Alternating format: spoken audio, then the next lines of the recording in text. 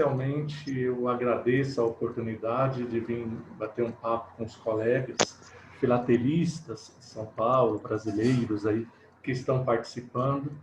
Inicialmente, eu gostaria de agradecer ao Peter Maia pela indicação para este bate-papo e pela inspiração, né? Agradeço também ao Igor Crispim pela oportunidade que me foi ofertada de vir aqui hoje conversar com vocês. A Sociedade Filatélica Paulista e a seus membros pela recepção e pelo instigante e atual momento para este bate-papo. E aos demais participantes, é uma grande honra, não é, que vocês me dão também pelas suas presenças, para que a gente possa, né, pelo menos virtualmente, discutir uma paixão dominante da grande maioria aqui, não é? Além da história, claro, os selos, a arte do colecionismo, né? Do conhecimento histórico que pode ser propiciado a partir da análise da filatelia, dos materiais filatélicos, de selos, e entre outros assuntos aí.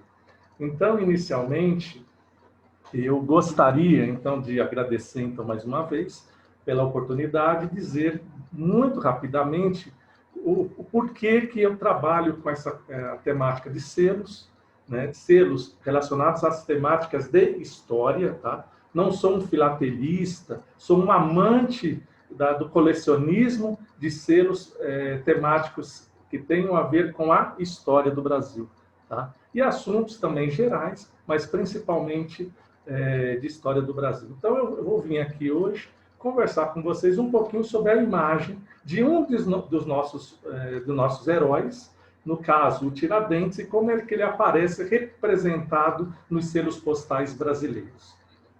Então, eu pesquiso detidamente em Confidência Mineira desde 1996, quando iniciei meus estudos sobre a participação dos membros da Igreja no movimento sedicioso de 1788 e 1789, em Minas Gerais.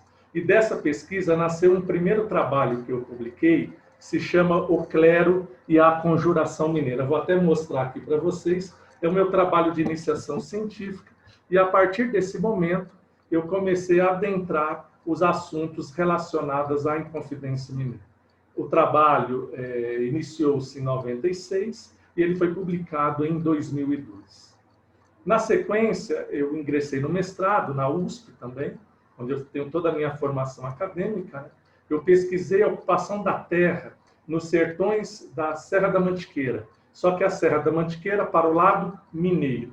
E lá me deparei com um personagem até então desconhecido da historiografia mineira, personagem este chamado José Aires Gomes, né? Que na época, depois de vasculhar toda a riqueza, todas as propriedades de Minas e desse centro-sul brasileiro, pelo menos eu consegui evidenciar que ele, o José Aires Gomes, poderia ser considerado o maior proprietário de terras do centro-sul brasileiro, com propriedades que, somadas, perfaziam, por exemplo, mais de 50 quilômetros quadrados de raio, não é? A ponto dele, quando foi preso, dele se gabar no processo de devassa, aberto para apurar o crime de Inconfidência, né, em Minas Gerais, aberto no Rio de Janeiro, né? O José Aires Gomes, ele se gabava perante as autoridades e falava: eu tenho mais terras e mando em área muito maior do que o rei de Portugal aqui na América, não é? Então, isso me permitiu descobrir não só o José Aires Gomes como grande proprietário, mas que toda a documentação da Inconfidência Mineira, ela não é completa. O que nós conhecemos como os autos de devassa, que todo mundo vê na biblioteca, que todo mundo hoje acessa graças à internet, não é o processo integral que foi movido contra os inconfidentes. Os 25 inconfidentes presos, sentenciados e condenados. Quer dizer, são 24, porque o Cláudio Manuel da Costa faleceu no cárcere, né, antes de finalizar o processo. Então, é interessante que aí eu percebi que tem um filão novo na história, que não é apenas a documentação que está publicada, que diz respeito à Inconfidência em si, assuntos econômicos muito mais fortes e debates políticos internos dentro do processo que não constavam dentro da versão impressa. E aí eu fui aos arquivos e fiz uma pesquisa ampla de mais de 3 anos sobre a Inconfidência, e agora, depois de 18 anos, esse trabalho está sendo preparado para publicação, que deve sair entre o final desse ano e o início do ano que vem, que vai se chamar Um Potentado na Mantiqueira, ou Inconfidente José Elis Gomes e a Ocupação da Terra em Minas Gerais. Que vai sair pela editora da USP também. E no doutorado, eu decidi estudar a riqueza, com desdobramento de descobertas realizadas, como eu havia dito, no mestrado, e também o desenvolvimento político dos Inconfidentes, e dele nasceu o livro, né, que foi comentado anteriormente, A Fortuna dos Inconfidentes, Caminhos e Descaminhos de Bens de Conjurados Mineiros, de 1760 a 1850. Obra esta publicada pela editora Globo em 2010. Nesse estudo, por exemplo, eu mostro um Tiradentes grande proprietário de terras, grande proprietário de escravos e com significativas ligações políticas e econômicas locais, em contrariedade com o que até então se veiculava sobre o alferes ser, por exemplo, um homem pobre. A gente lê até hoje nos livros didáticos essa interpretação. Tiradentes é um homem pobre, ele não tem uma patente militar significativa, tanto que ele ocupa o posto militar mais baixo da hierarquia, que é o alferes, que seria hoje o equivalente ao 3º sargento. Então, a historiografia e muitas pessoas ainda afirmam que o Tiradentes ele foi condenado porque ele era um pobretão, ele era a pessoa mais pobre de todos aqueles envolvidos, e por ter essa posição social mais baixa, ele foi condenado à forca. E eu vim mostrando, desde A Fortuna dos Inconfidentes, que essa interpretação ela é equivocada, né? Eu encontro, por exemplo, nós temos documentos que mostram Tiradentes com propriedades enormes, propriedades de 3 léguas quadradas, propriedades exploradas por mais de 300 escravos, entre 300 e 900, que é a carga completa de uma das propriedades que nós identificamos do Tiradentes, né? Ele tem recebimento de 80 datas minerais, não é? Que é algo também impensável para o Centro-Sul brasileiro. Geralmente a pessoa recebe uma propriedade, uma data mineral para exploração de ouro ou diamante, e depois de repartir com todo mundo, o cara recebe a segunda, e assim sucessivamente, até receber a terceira. Dificilmente as pessoas que estudam Tiradentes conseguem identificar o Tiradentes com grandes propriedades, porque todas essas propriedades, tão logo o Tiradentes foi preso, e ele não tendo condições, por exemplo, de trabalhar sozinho, ele tinha sócios, como muita gente que trabalha no campo tem sócios. E esses sócios, após a prisão do Tiradentes, eles entregaram documentos informando que todas aquelas propriedades originalmente pertencentes ao alferes Tiradentes lhe pertenciam. Então, a coroa portuguesa, por um jogo político muito engraçado, né, que eu analiso isso detidamente na Fortuna dos Inconfidentes, que todo esse jogo político fez com que o Tiradentes passasse a história como um pobretão, sem bem nenhum, porque todo o seu patrimônio foi passado a terceiros. Né? Terceiros aí que fizeram 500 mil coisas com essas propriedades. Então, o Tiradentes passa a história como um pobretão, e eu consigo reconstituir toda essa riqueza, não só dele, mas de outros 6 grandes inconfidentes do sul de Minas Gerais, grandes proprietários envolvidos com todos os aspectos econômicos possíveis da economia de Minas Gerais, e também entre São Paulo, Rio, Minas e Bahia. Né? Então, eu consigo montar isso. Na sequência, né, eu vim também desenvolvendo uma série de outros trabalhos aí, que estou até hoje me divertindo, né, com o estudo da Inconfidência Mineira. Até que em 2012 eu tive a oportunidade de passar no concurso para a Universidade Estadual Paulista, a Unesp, né, quando, aqui na Unesp, como professor do curso de História do campus de Assis, eu apresentei como proposta de trabalho não ficar mais no estudo econômico da Inconfidência, eu passei a pensar e analisar as imagens, o imaginário e as práticas políticas desses inconfidentes na história brasileira entre 1866 e 1966. Daqui a pouco eu vou comentar o porquê disso aí, para a gente entender onde entram os selos nesse marco cronológico. Então, a partir do momento que eu entrei na Unesp, eu fiz essa guinada, saí dos aspectos econômicos que eu analisava há mais de 20 anos e passei a adentrar para a história do imaginário, da representação visual, da representação política que se faz em torno da personagem Joaquim José da Silva Xavier, o Tiradentes. E nessa história, eu inicio meus estudos no ano de 1866, quando se inaugura a coluna Saldanha Marinho, né, em Minas Gerais, na cidade de Ouro Preto, que é a primeira homenagem pública à memória dos Inconfidentes de 1789. Lembrando, é uma homenagem coletiva, né? Não é uma homenagem em específico à imagem do Tiradentes, porque até então, 1866, a gente observa a Inconfidência no todo, não especificamente pensando na figura do Tiradentes. Então, inicialmente, essa coluna Saldanha Marinho, ela estava localizada na praça. Agora, deixa eu só rodar aqui, peraí, aqui. Então, a coluna Saldanha Marinho, vocês observam aí, né? Inicialmente, ela estava localizada na praça, chamada na época da Independência. Depois, ela vai se tornar a Praça Tiradentes, né? E nesse local, o monumento permaneceu único até 1894, quando foi inaugurada a atual estátua que está nesse local, que é a estátua do Cesare, que nós vamos comentar daqui a pouco, não é isso? Que foi entregue à população mineira em 1894, né? Essa nova estátua. A coluna, então, ela foi retirada.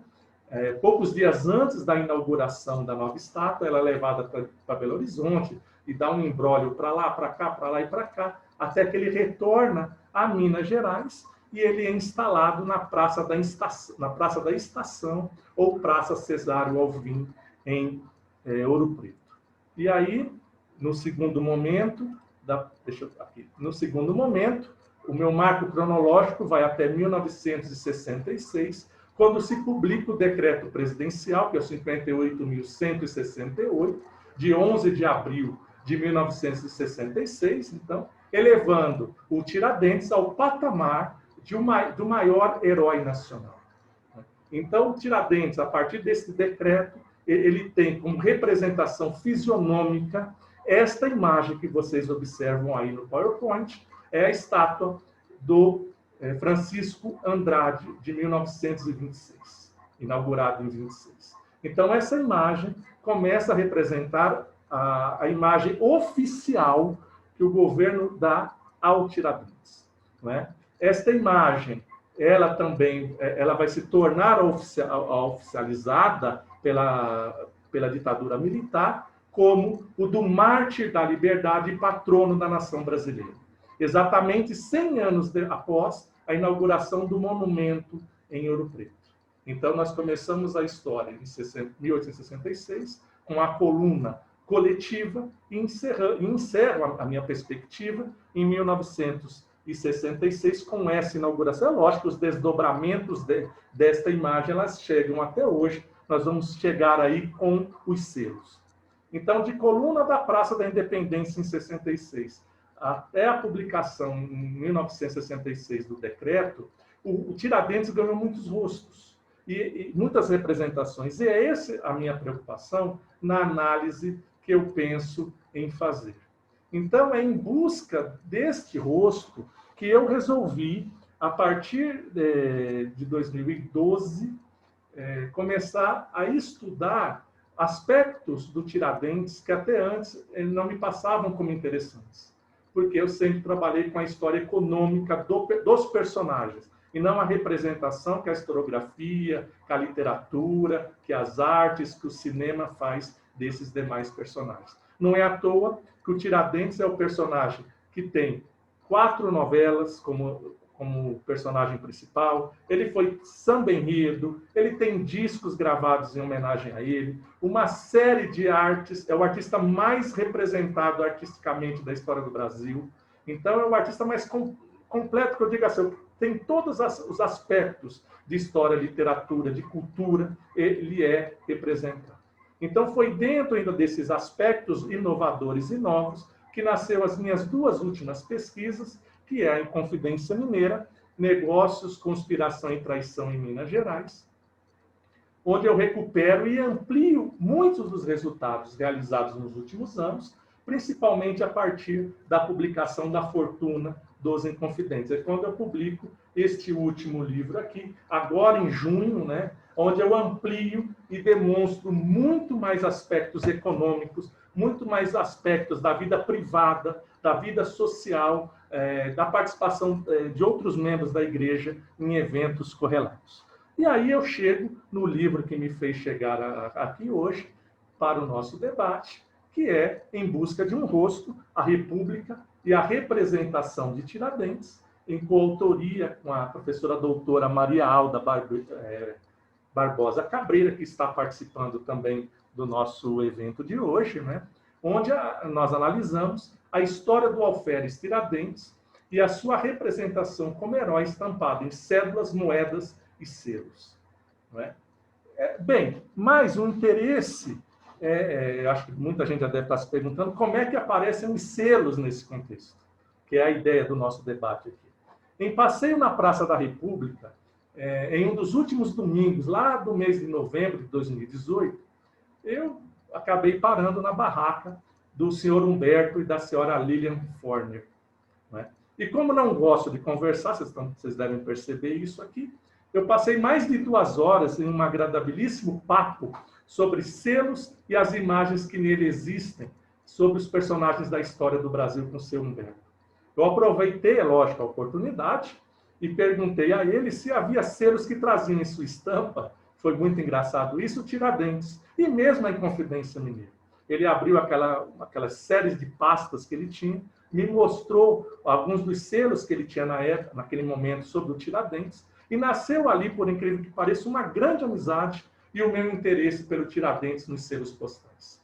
Né? De um passeio no domingo, nasceu esse interesse. E eu digo que, desde então, eu vim completando as minhas coleções de República, quase todas de Brasil, né? Império, vários selos, aí a gente vai começando a ver outras temáticas dentro disso. Mas não sou um filatelista, sou um colecionador de selos, como alguns colegas falam nos grupos, né, de WhatsApp que nós participamos. Filatelistas são vocês que conhecem tudo, eu não conheço nada. Por favor, também, se os termos que eu estiver utilizando não forem corretos, me corrijam. Então, com isso, e por acreditar que o selo sirva muito bem como objeto de pesquisa histórica, né, eu resolvi atrelar esse novo interesse que nascia, que era o selo, com as minhas atribuições acadêmicas. E aí nasceu esse desdobramento da minha pesquisa sobre a construção e a representação de Tiradentes como herói brasileiro no selo, e aí eu aproveitei na moeda, porque as imagens são conjuntas, são praticamente as mesmas. Eu vou escolher, então, o selo, que é o que a gente vai discutir daqui para frente. Bem, mas antes, eu acredito, da gente entrar e já começar a falar do selo, é importante conhecer como um homem nascido lá no dia 12 de novembro de 1746 e falecido em 21 de abril de 1792, aos seus 46 anos de idade, após ser condenado por participar de um movimento rebelde em Minas Gerais, que é a Inconfidência Mineira, como é que ele foi elevado ao patamar de maior herói brasileiro? E nisso, como herói brasileiro, como sendo o protomártir, o maior de todos os heróis brasileiros, como a sua imagem foi parar nos selos postais? Esta foi a indagação inicial que eu fiz, que não é só analisar a imagem, nós temos que entender como é que aquelas imagens foram construídas e chegaram para estampar os 4 selos brasileiros que existem em homenagem ao alferes Tiradentes. Em torno disso, eu vou passar, então, a analisar o Tiradentes, essa construção do mito, não é? E para começar a falar do Tiradentes, nada melhor do que lembrar como é que ele surge como esse grande herói? A partir do dia 18 de janeiro de 1790, após 11 meses preso, não é? Tiradentes é chamado para o seu quarto depoimento à devassa. E nesse quarto depoimento, depois de 11 meses incomunicáveis, deixa eu corrigir minha fala, tá? Ele já estava preso há mais de um ano, e entre o terceiro depoimento, esse quarto depoimento, ele ficou 11 meses incomunicável, e nesse depoimento específico de 18 de janeiro de 1790, ele realmente acaba assumindo a completa responsabilidade pelo movimento rebelde mineiro, tentando inocentar os demais envolvidos. Então, esta aí é a assinatura do Joaquim José da Silva Xavier, o nosso Tiradentes, nesse quarto depoimento, quando se torna o depoimento mais importante da devassa, né? Quando ele assume que ele é o líder do movimento. Então, a partir deste momento que ele assume para si toda a responsabilidade, ele aparece como sendo já uma pessoa importante dentro do rol dos outros 24 presos. Não necessariamente 24 pessoas presas no mesmo momento. As prisões elas acontecem desde março de 1789 e acontece até novembro, outubro, novembro de 1791. Tá? Então, vocês têm aí a página de assinatura, o que também demonstra que a assinatura ela é firme, né? Já encontrei alguns relatos escritos falando assim que o Tiradentes apanhou na cadeia, e aí ele acabou confessando, e aí quando a gente passa a pegar a assinatura do Tiradentes, em comparação com as demais assinaturas de documentos dele, que não sejam relacionados à Inconfidência, e mesmo dentro do processo, a assinatura é perfeita. Então, ele não tinha, a princípio, eu tenho a entender que ele não apanhou, não é? Porque senão ele estava com a mão tremendo, ele estava com alguma coisa que indicava isso. E a assinatura dele é perfeita e idêntica a todas as outras que existem de documentos autógrafos do Joaquim José da Silva Xavier.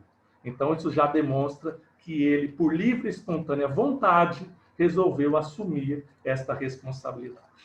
Ora, na sequência, então, Tiradentes está preso, a mando da rainha Dona Maria I. Eu acho que eu pulei aqui, deixa eu só ver como é que eu volto aqui.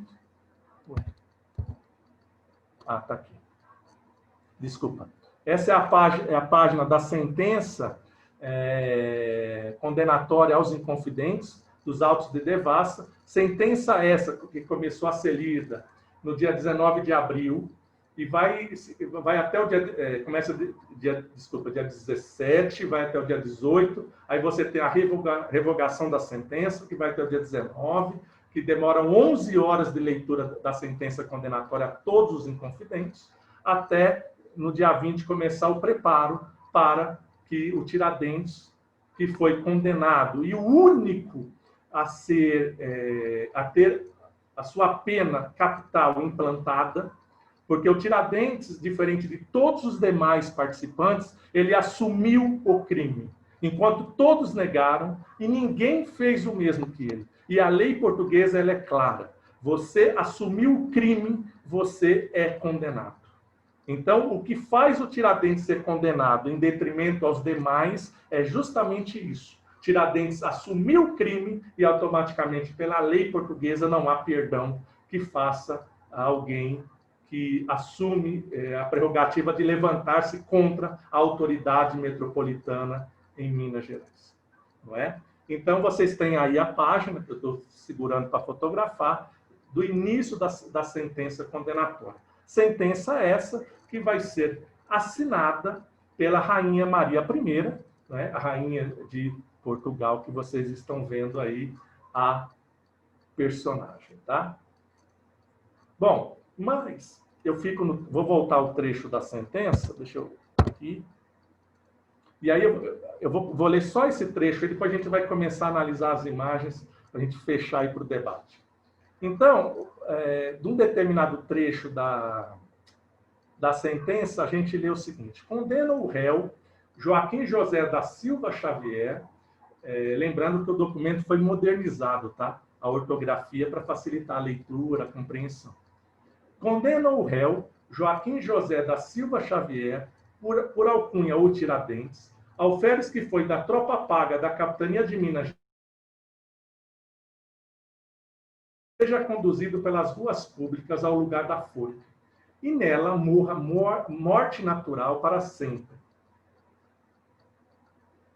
Opa, onde eu estou? E que, depois de morto, lhe seja cortada a cabeça e levada a Vila Rica, aonde, no lugar mais público dela, será pregada em um poste alto, até que o tempo a consuma.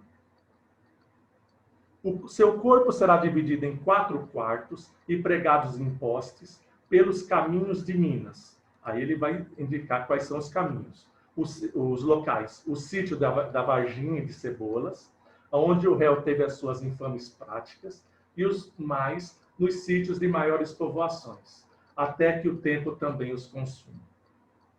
Declaram ao réu infame, e infame seus filhos e netos, tendo-os, e os seus bens aplicam para o fisco e Câmara Real, e a casa em que vivia em Vila Rica será arrasada e salgada, e que nunca mais no chão se edifique.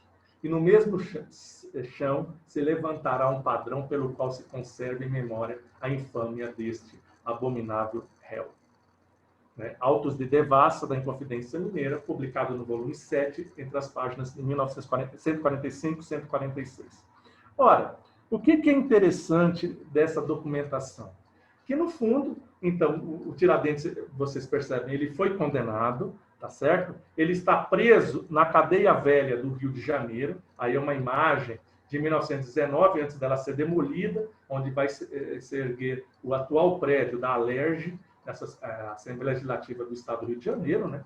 Nessa fotografia a gente vê aí o prédio onde o Tiradentes ficou preso por mais de 3 anos. Então a gente sabe que o Tiradentes ficou preso, a sentença ela foi cumprida, né? Ele foi levado desta cadeia na manhã do sábado, do dia 21 de abril de 1792. Então ele vai caminhando, né, da cadeia até o Largo da Forca, como está escrito lá na sentença, né? Então ele sai da cadeia, que está instalada na esquina entre a Avenida Passos e a Rua Senhor dos Passos, a antiga Rua da Forca, no início, bem no entroncamento, ali em um dos cantos, no Largo do Rocio, depois que passou a ser chamada Largo da Lampadosa, Praça da Constituição e agora, atualmente, Praça Tiradentes, onde ele foi enforcado. E aí, quando a gente olha, deixa eu clicar aqui para ver se... Opa, não está entrando. Opa. Aqui. Então, aqui é o centro do Rio de Janeiro, vocês estão vendo aí, não é isso? A imagem aérea. É lógico que a Praça Central é a Praça Tiradentes, onde a gente tem hoje o primeiro monumento público erguido no Brasil, que é o monumento em homenagem a Dom Pedro II, em 1860, tá certo? E é lógico que essa praça ela não tinha essa dimensão e a construção arquitetônica não era bem esta ainda que existia na época do Tiradentes. Então, as pessoas, até hoje a gente encontra isso, programas de televisão, todo mundo, que diz assim, olha, é no centro dessa praça, como vocês podem ver na imagem antiga e na imagem mais atual, que consta assim, é ali onde está o monumento em homenagem a Dom Pedro I, que estava a forca do Tiradentes. Não, isso está errado, tá?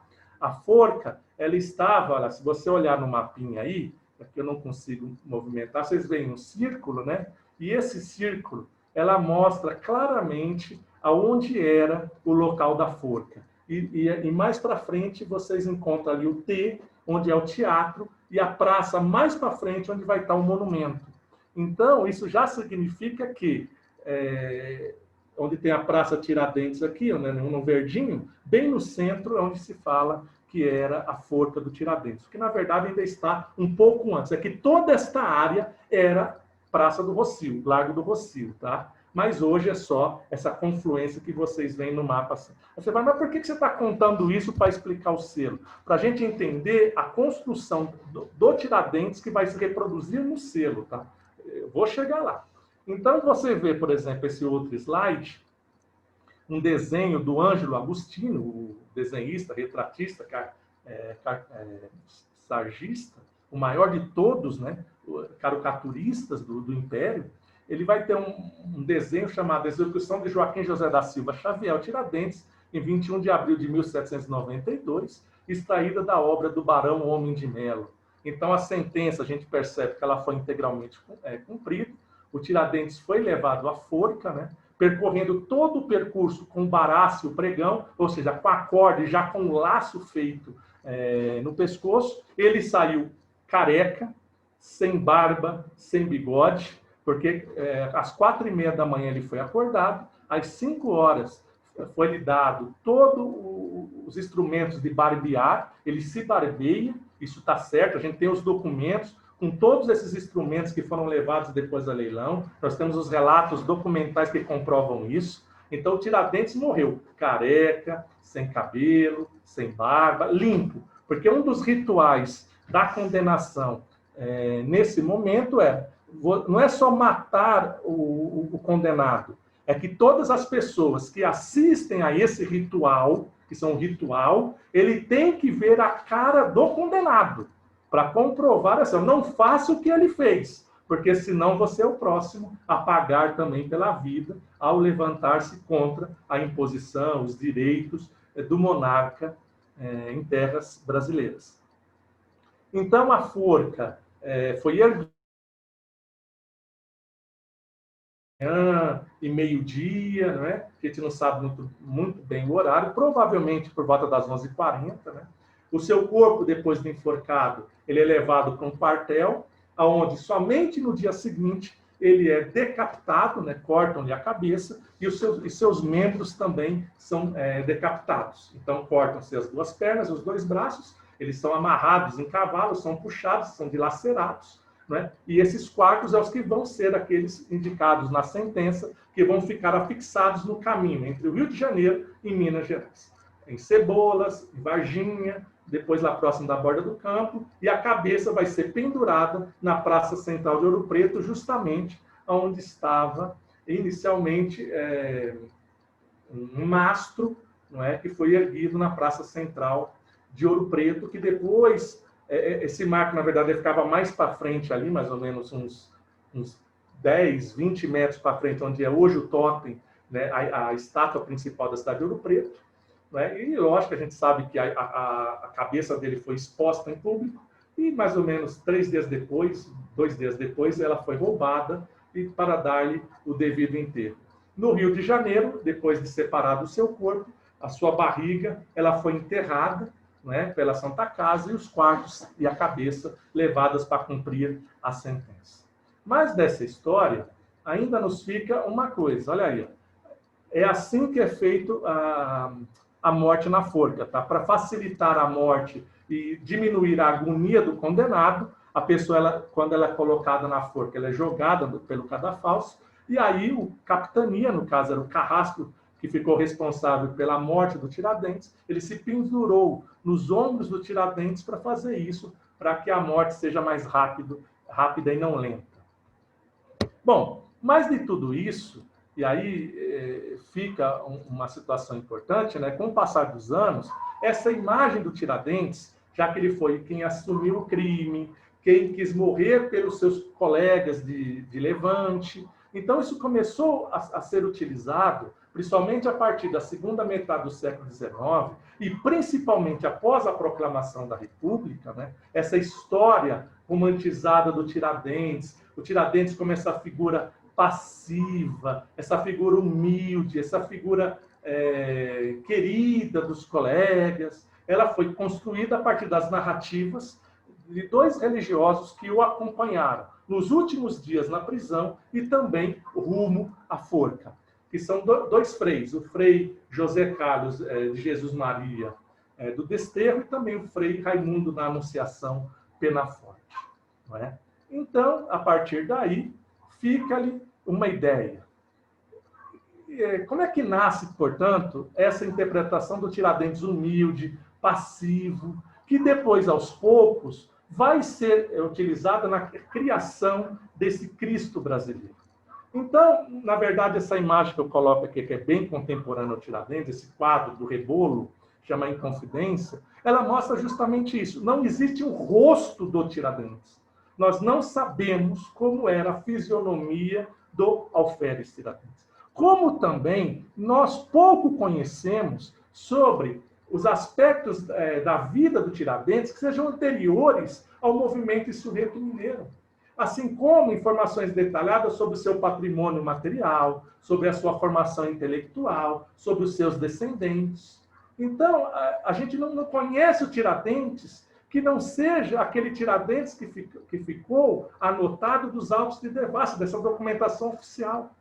Então, é muito mais fácil a gente trabalhar os aspectos desta personagem, construindo o que a gente quer a partir dos relatos religiosos, dessa extrema religiosidade, já que ele caminhou pelas ruas dos Passos. Antes de ir à forca, ele parou na igreja, que estava quase que em frente à forca, para se penitenciar. Não é? Ele andou com um crucifixo, no caminhar ele pediu perdão pelas mortes que ele causaria. Então, tudo isso comoveu a população a ficar sabendo dessa história. Assim como essa narrativa também vai ser propagada pelos eclesiásticos, que vão proporcionar uma associação crescente muito grande entre a figura dele e a figura de Jesus Cristo, que vai ser aquele que também vai morrer para pagar os pecados do mundo. Então, essa associação nasce já na documentação a partir de 1792. E depois, ao longo da segunda metade do século XIX, você vai ter uma série de autores que vão escrever também sobre essa história. Então, as imagens do Tiradentes vão ser construídas a partir de então como um homem de olhar cândido, de vestes brancas, com um crucifixo no peito, com barba, com cabelo que vai até os ombros, um cabelo solto. Mas, como fica nessa imagem aí, que ele está de costas, né, em busca desse rosto, não existe rosto. Nós não conhecemos a fisionomia. Então, os nossos artistas vão se utilizar dessa prerrogativa de ter o direito de representar, como a arte diz, né, com direito da licença poética, e construir o rosto desse alferes.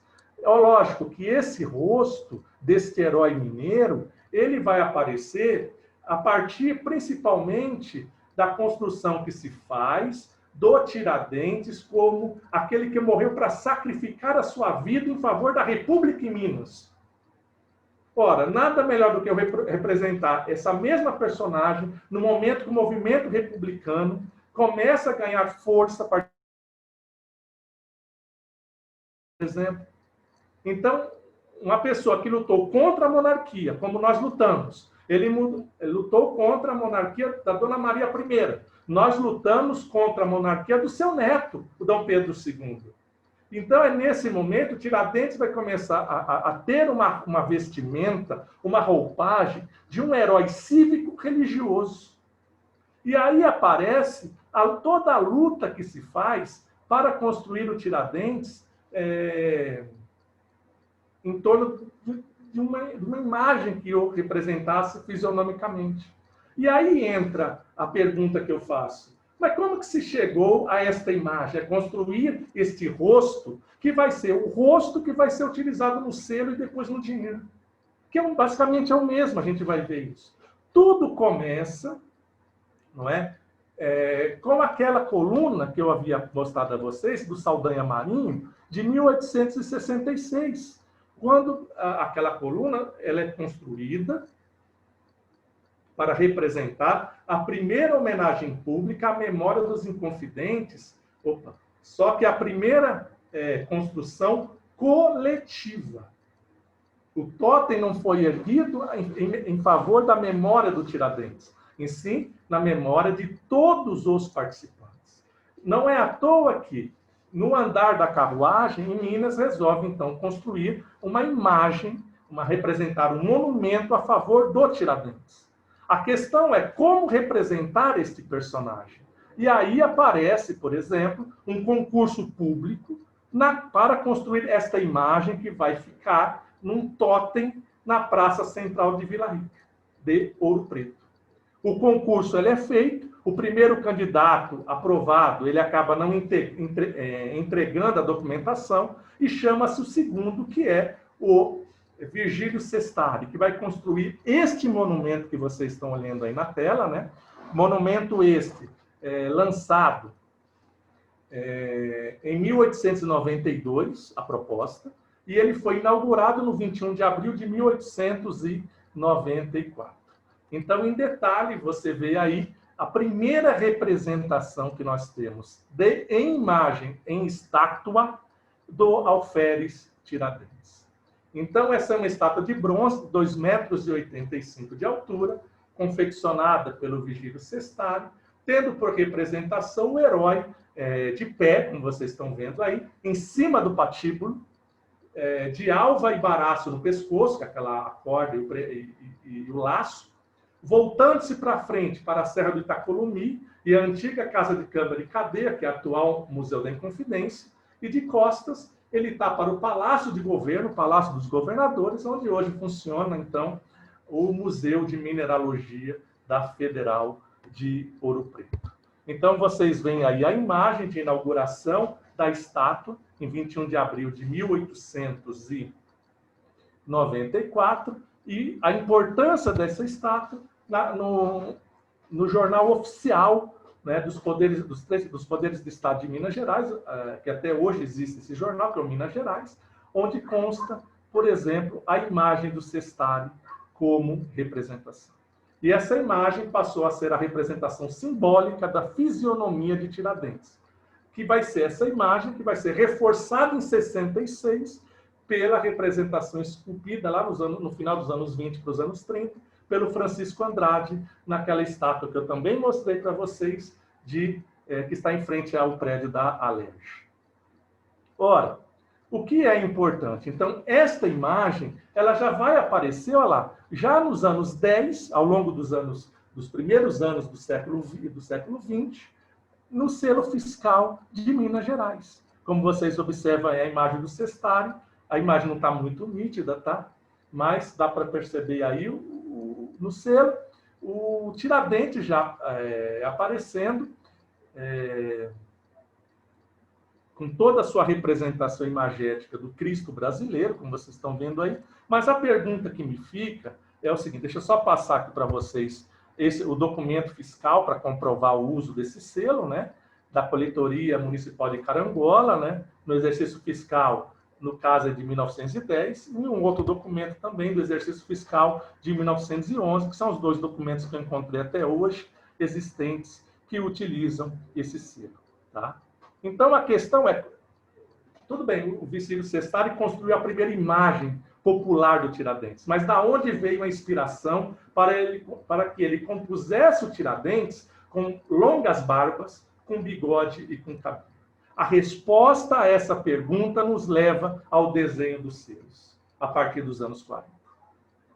Essa, apesar de ser uma pergunta simples, a sua resposta ela não é simples. Só para buscar essa resposta foram 3 anos de estudos e pesquisas, não é? Para buscar essa representação. Da onde veio esse modelo imagético pensado pelo Virgílio Sestari? Então, e aí entra um novo ponto importante a se pensar. O Tiradentes real, a gente sabe, ele não tinha barba, não tinha cabelo, ele estava careca. Então, por que vai se inventar uma tendência visual de se pensar o Tiradentes com barba? Isso, primeiro, era comum, né, nas representações de artes, nesse momento, né, nessa representação estética e visual do final do XIX, de representar os extintos personagens daquele momento, né, com barba e ostentadas, por exemplo, como faz o Dom Pedro II. Não existe nenhuma imagem do Dom Pedro II mais velho que não seja com barba. Tá certo que ele era um amante da passa esse glamour, ela passa essa questão estética, de elegância, de posição social elevada, não é? Tanto que isso acontece que todos os grandes personagens heróicos do século XIX, se vocês acompanharem, vão pegar lá o Caxias, certo? O Caxias, sobrinho do Silvério dos Reis, ele só aparece de barbas nessa segunda metade do século XIX. O general Osório, o almirante Tamandaré, o barão do Rio Branco, eu estava lembrando aqui agora à tarde, Machado de Assis, o José do Patrocínio.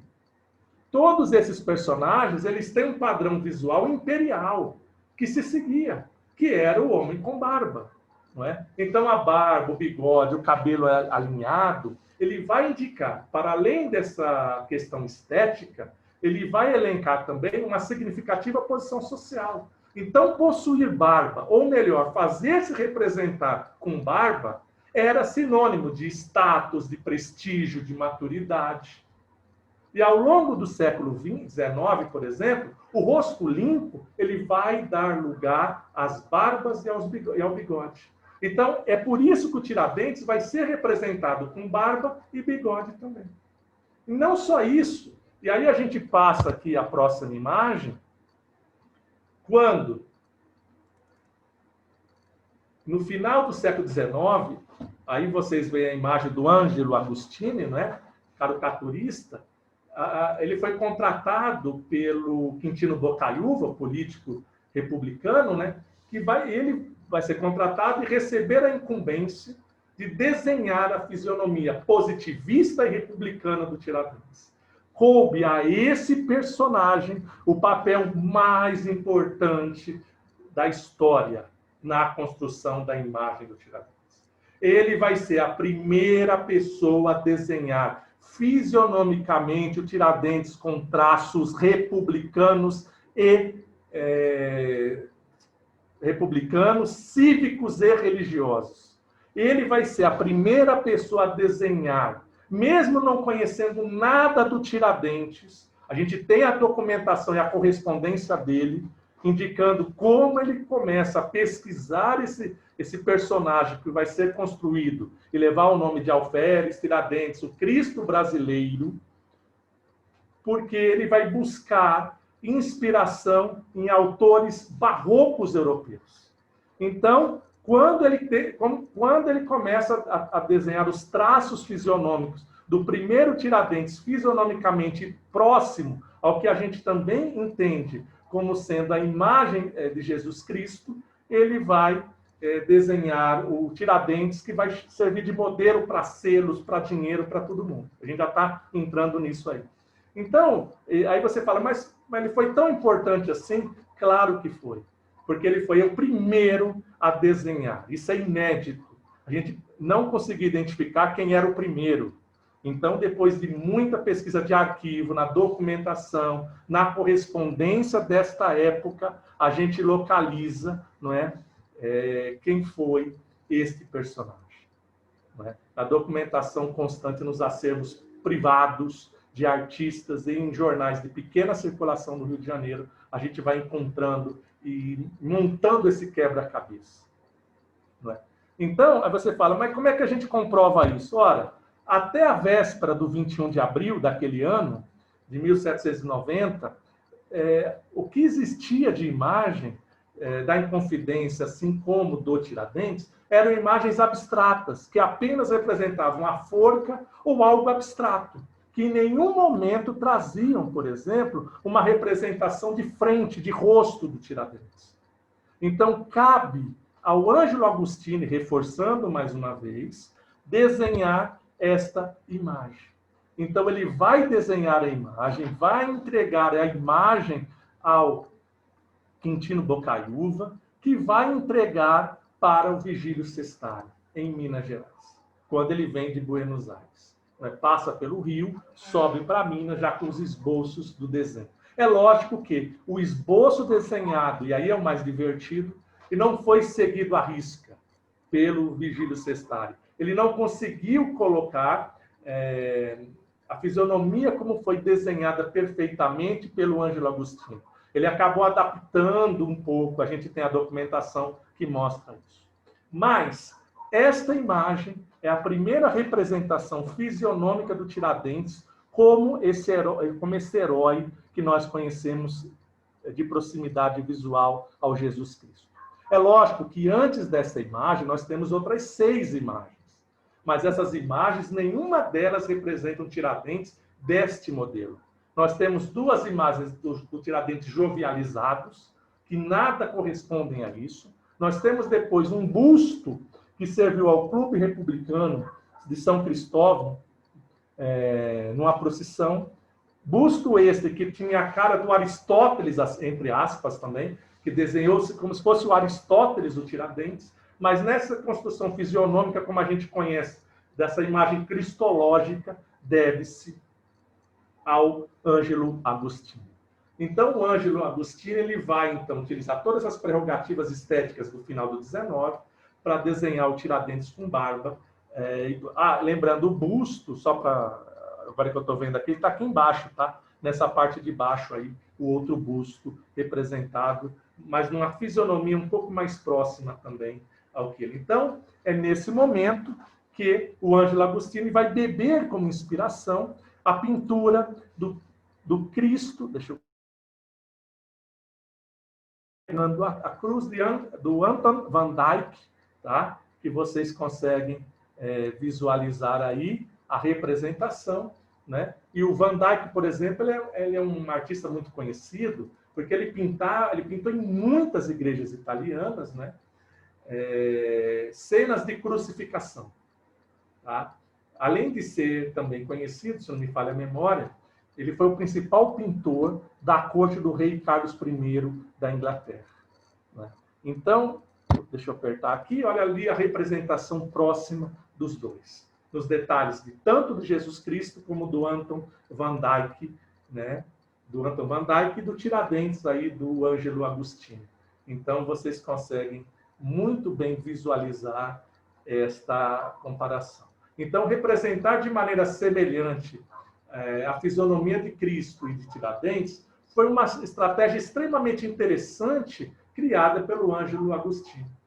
Uma vez sendo o rosto de Cristo a face mais conhecida, né, do mundo ocidental, por exemplo, nada como representar aquele estilo e tornar a fronte do Tiradentes, como vocês observam no desenho aí, a barba, os olhos, o nariz, a testa, as bochechas, tudo, né? Então, ele vai utilizar essa mesma estrutura para tornar o Tiradentes a semelhança de Cristo. E nada como fazer isso para tornar o Tiradentes a mais conhecida figura do Brasil. Então, quando a turma olhar a imagem do Tiradentes, olha, é a imagem de Cristo. Quando eu olhar a imagem de Cristo, eu logo associo a imagem do Tiradentes. Se você fechar o olho e eu falar assim, imagina o Tiradentes, vem uma imagem do Cristo. Não é? As fontes fidedignas que o citam, tanto do Van Dyck, que é a Bíblia, ou, quer dizer, que foi utilizado para o desenho desse Cristo, a Bíblia, ou mesmo os autos de Devassa, não trazem nada sobre os aspectos físicos de nenhum desses dois personagens. Ou seja, então nós, artistas, vamos ter a liberdade para desenhá-los da forma que nós quisermos. Ora, a representação do Cristo imberbe, né, do Cristo, desculpa, com barba, ela vai acontecer a partir das imagens desenhadas do século IV. Antes do século IV, ou mesmo as imagens anteriores ao Ângelo Agostini, principalmente, todas elas representam, antes do século IV, o Tiradentes imberbe, Tiradentes sem barba, Cristo sem barba, e antes do Ângelo Agostini, também o Tiradentes sem a barba. Então, é a partir da construção desta imagem, na sequência utilizada como matriz para a estátua do Vigílio Sestari, lá em Ouro Preto, né, que as demonstrações públicas em apreço ao herói da Inconfidência começaram a se propagar por todos os lados. E a sua imagem começou a estampar monumentos, desenhos, eventos, como a gente imagina. E aí, então, nós entramos na terceira parte, que é a utilização dessas imagens nos selos postais. Eu tive que contar essa história para vocês entenderem como que vão ser representadas essas imagens. Por exemplo, nos selos postais brasileiros, em 4 emissões oficiais dos Correios, o Tiradentes vai aparecer representado no selo de 1948, intitulado apenas Tiradentes, um selo avulso. Depois, em 1963, o Tiradentes vai aparecer dentro da série Vultos Célebres da História do Brasil. Depois, em 1992, ele vai aparecer no bicentenário de Tiradentes, num bloco. E depois, numa folha também, o Tiradentes vai aparecer dentro daquela série dos Heróis da Pátria, né, do Panteão da Pátria.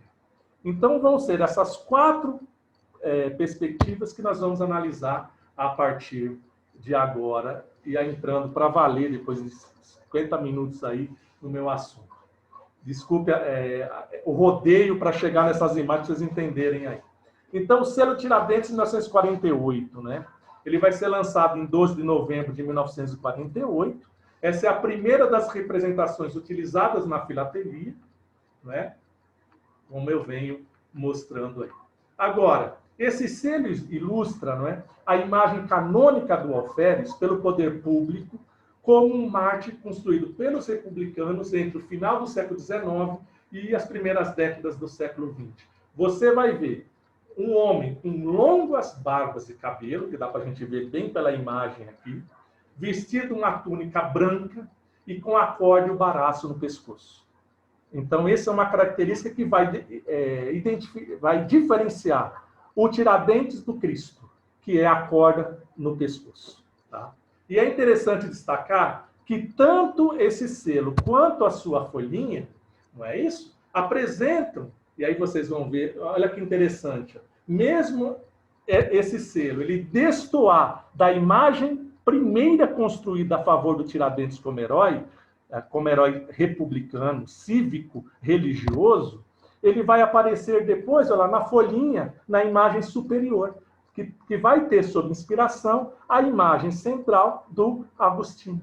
Mesmo o selo destoando da construção do Agostinho, ele reproduz aí. Só que tanto o selo, só uma curiosidade, né? Que tanto o selo quanto a folhinha, eles trazem aí a informação errada da data de nascimento e mesmo do bicentenário natalício do Tiradentes. Tá? O Tiradentes, a gente não sabe a data de nascimento certa do Tiradentes, mas nós sabemos que o jovem, né, como bebê, o Joaquim José, ele foi batizado, tá, em 1746. Então, o seu bicentenário oficial seria 1946. Não é? Bom, a partir daí, vamos entrando... Da onde veio essa... o Tiradentes do Selo? Ela vem deste quadro que se chama Martírio de Tiradentes, do Aurélio de Figueiredo. O Aurélio de Figueiredo é o irmão aí daquele famoso desenhista do quadro, Tiradentes esquartejado, o Pedro Américo. Só que o Pedro Américo faz uma imagem totalmente distorcida de qualquer outra existente naquele contexto, né, naqueles mesmos anos. Só que o seu irmão Aurélio de Figueiredo, um artista respeitado, contratado pelo Estado, vai desenhar uma imagem muito próxima do que se espera dessa religiosidade extrema que começa a vigorar a partir dos anos 90. Então, no selo, a imagem facial, ela vai recuperar esse desenho pintado pelo Aurélio de Figueiredo nesse quadro Martírio de Tiradentes. No caso, esse aqui é o quadro a óleo que está no acervo do Museu Histórico Nacional. Quadros semelhantes, só que numa proporção maior, ela existe na Câmara Municipal da cidade do Rio de Janeiro, que é o Palácio Pedro Ernesto, lá na sala de reunião, tá? Onde tem ali as votações, a sala de votação. Então, são duas pinturas idênticas, só que com dimensões diversas. A segunda aparição de Tiradentes, ela vai ser este selo dentro da série Vultos Célebres da História do Brasil, iniciado em 63 a 66. Né? Esse aí, especificamente, é o selo lançado em 63, que é a sua segunda representação. Nesse período, a sua imagem, então, ela vai ser incluída dentro desta série, que todos vocês conhecem aí, não é? E vai trazer o Tiradentes ao lado de outras 6 personalidades aí, que eu não vou precisar passar o nome que todos vocês conhecem. Engraçado que esta imagem do Tiradentes, se vocês perceberem, ela só muda o lado do rosto. Se para o Ângelo Agostinho o Tiradentes está deste lado, essa representação do selo o traz do outro lado. É só essa a diferença, mas o desenho em si, ela é a mesma. Que é o mesmo desenho que vocês vão encontrar na cédula de 5.000 cruzeiros, também lançada no mesmo ano do selo. O selo, como vocês observam aí, ele é lançado no meados, né, de 63, esse selo aí, e o dinheiro ele é lançado em dezembro. Então, no mesmo ano, a mesma representação imagética ela é utilizada de maneira compartilhada. Em ambos, tanto no selo quanto no dinheiro, a imagem, como vocês percebem, é do Ângelo Agostinho. Porque durante... Você fala, mas se todo mundo sabe que existe essa imagem do jornal, da Revista Ilustrada, que é o mais famoso periódico ilustrado do Império Brasileiro e depois da República, por que não se identificou isso? Porque durante muitos anos circulou pela Igreja Positivista Brasileira uma imagem idêntica a esta, na verdade, como se fosse uma cópia fidedigna da imagem do Ângelo Agostinho, de maneira anônima, apenas escrito Alferes Joaquim José da Silva Xavier, o Tiradentes. Então, durante muitos anos, ou até recentemente, todo mundo que referenciava essas imagens traziam a público esta imagem. E mesmo um autor posterior, que é o Décio Vilares, que utilizou essa reprodução anônima de maneira idêntica também, que é uma imagem desenhada alguns meses depois do Ângelo Agostinho. Apesar das duas virem a público, em 21 de abril de 1890, Décio Vilares e Ângelo Agostinho, mas a imagem do Ângelo ela foi desenhada antes para compor a representação da estátua do Sestari em Ouro Preto. Então, é interessante que você fala, mas é comum pensar isso? Claro que não. Que todo mundo ficou baseado nessa imagem anônima, que é a imagem que circulou, foi distribuído como um santinho político, por exemplo, na rua. E muitos desses exemplares sobreviveram. Então, as pessoas utilizam essa imagem, mas a gente não sabe quem é o autor. É anônimo. Não, não é anônimo.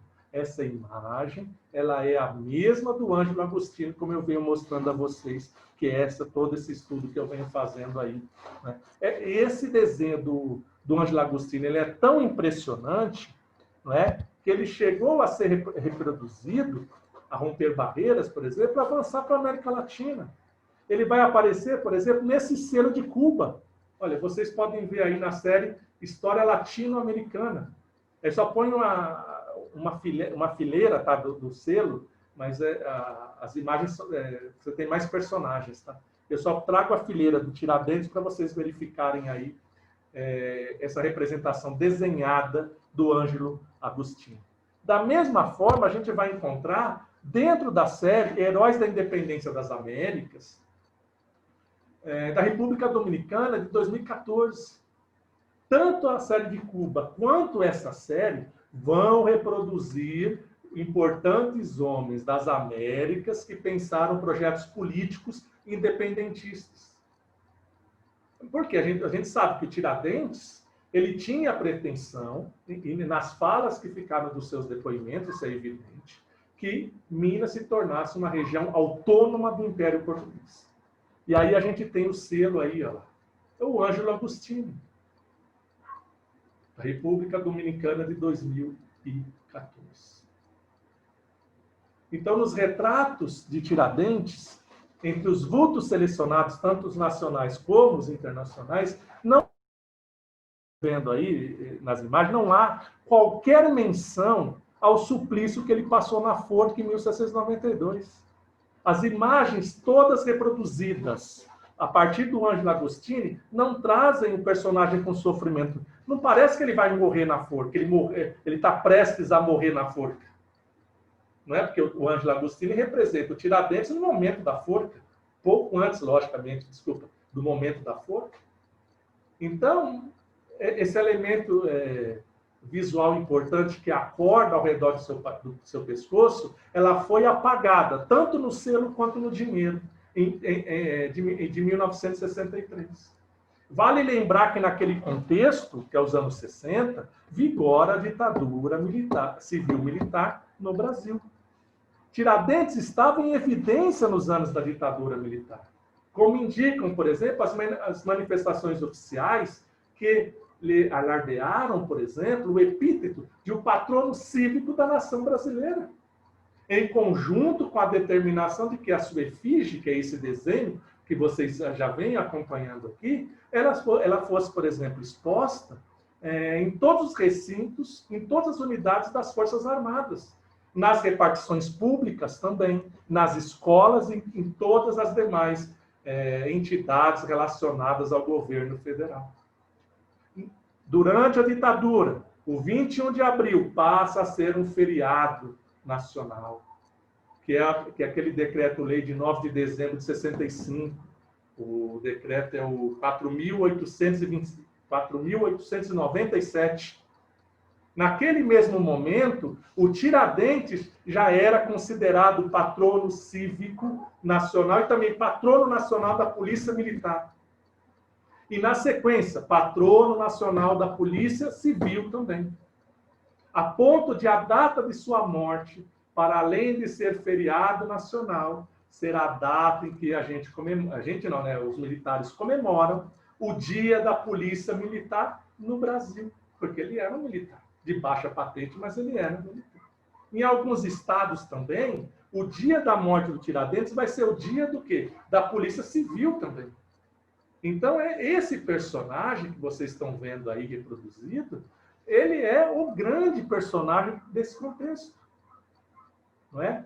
Tanto que, em 11 de abril de 1966, vou voltar naquela primeira imagem que eu mostrei para vocês, não é? O decreto 58.168 vai obrigar ao uso do modelo da esfinge, daquele monumento de bronze ao ar livre do Francisco de Andrade, que tem lá na frente da cadeia pública, que foi destruído, depois construiu-se a Alerj, a Assembleia Legislativa do Rio de Janeiro. Aquela imagem passa a ser a imagem oficial.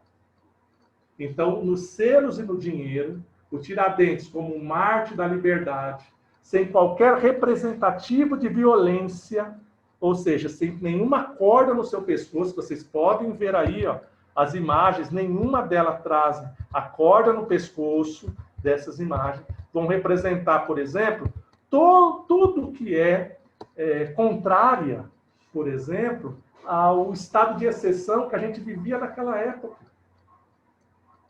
Ora, o Tiradentes, deixa eu voltar mais uma. O Tiradentes, quando a gente observa ele assim, sem corda, é um Tiradentes que quer explanar à nação que o Brasil é um país sem áreas de beligerância, por exemplo, sem conflitos, não há agressividade, nós somos um país de paz. Por incrível que pareça, essa é a visão que se tenta transmitir nos anos 60 do Tiradentes. Por isso que ele não tem esse ar revolucionário, esse ar contestatório. Ele não pagou pela vida com a corda, como a gente vê. A gente recupera a memória do Tiradentes como um ser vivo, e não morto com a corda no pescoço, como vai aparecer nesse desenho aí, que vai alterar essa completa visão que a gente tem do bicentenário dele em 92, quando começa a ser revista a sua biografia. E aí o Tiradentes, a partir de então, é recuperado, trazendo a corda no pescoço. Olha, o selo lançado em 1992. Então você vai ser, não é mais o Tiradentes da estátua, é o Tiradentes em desenho. Que interessante. A partir da cópia da estátua, né, aqui é o bloco que vocês veem, Ouro Preto, toda a ideia, ele com a corda no pescoço, de 92, desenho esse baseado nessa estatutária do Bruno Jorge, que chama Tiradentes, né, feita por ele em bronze, inaugurada em 1985, né, que se encontra à esquerda da rampa, deixa eu passar a imagem aqui, vocês veem aí, da rampa de acesso ao Memorial Cívico Fúnebre Panteão da Pátria e da Liberdade Tancredo Neves, que fica na Praça dos Três Poderes, em Brasília. Então, você tem aí, né, esta imagem sendo recuperada como sendo o Tiradentes. Este selo de 92, ele vai recuperar aspectos fisionômicos do Tiradentes, daquele selo desenhado também em 1948.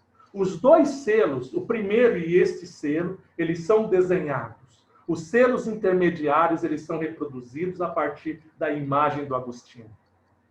Olha que interessante. Então, nesse momento, os dois estão com a corda no pescoço. Esse fato é significativo, pois somente a gente vai encontrar imagens do alferes com a corda no pescoço em momentos históricos de democracia. Isso é impressionante. Cronologicamente, se você pegar os anos desses selos, eles representam muito bem isso. 1948, por exemplo, a gente vivia, né, um incipiente regime democrático, após o governo ditatorial do Getúlio Vargas, lá no seu Estado Novo, que vai de 37 a 45, com a vitória eleitoral do general Eurico Gaspar Dutra, quando ele foi eleito presidente do Brasil, que vai governar de 46 até 1950. É nesse período que a gente vai ter a promulgação da 5ª Constituição Brasileira, em setembro de 46, e a implantação de uma política desenvolvimentista, que é o nosso o Plano SALT, baseado na intervenção estatal em setores produtivos e financeiros. Depois, em 92, nós também vivíamos um momento de reconstrução da ditadura, da democracia no Brasil. Se vocês se lembram, é o momento na qual estava na presidência Fernando Collor de Mello, o caçador de Marajás, como a imprensa lhe atribuía esse epíteto. O mais jovem e o primeiro presidente eleito por voto direto da população após o regime da ditadura civil-militar. Então, o Tiradentes, com a corda no pescoço, ele é esta representação de momentos de luta democrática, para mostrar o rebelde, aquele que contestou a ordem. Olha que interessante. Diferente daquele outro, do Agostini, que é um Tiradentes pacifista, amante da paz. Eu morro pelos demais. Aqui é o contrário. Que morra todo mundo. Nós temos que lutar. Por isso que ele está sendo enforcado, sendo condenado pelo crime que ele cometeu. Olha como isso é representativo cronologicamente.